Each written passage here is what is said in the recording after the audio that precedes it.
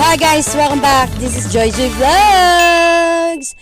At kahapon po ay Dubai Run dito sa Dubai. Yearly po yan ginaganap dito mismo sa Sheikh Zayed Road. Ang saya-saya! Guys! Good morning!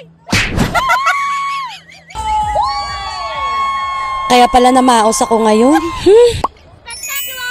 Wow! At dahil intro pa nga lang to, sabi ko sa friend ko, videoan mo ko yung tatakbo ako, sililipad ako ha. O, pak!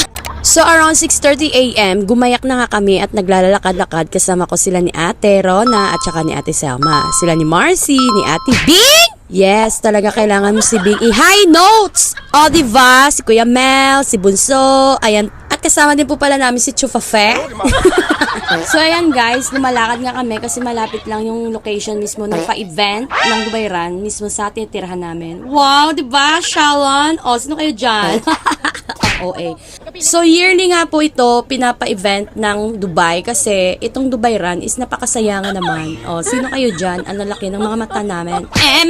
Okay, let's move forward. Yan po yung World Trade na tinatawag dito sa Dubai. O diba, ang tataas ng mga buildings. So nakaseparate nga yung 5 kilometers and 10 kilometers. So nandito kami sa 5 kilometers. So kaya pa ba Ate Selva? Ano daw? Yan yung mga kasama ko guys, yung mga nakatalikod ng mga babae, naka-blue. Ayan, membro yan ng mga Smurf. Charot.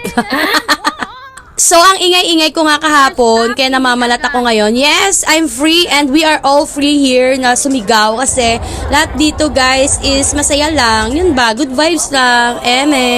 Hindi ko alam kung anong tawag dyan, pero drone yan yung mga lumilipad tapos bubugayan ng mga colors. In the sky, full of stars.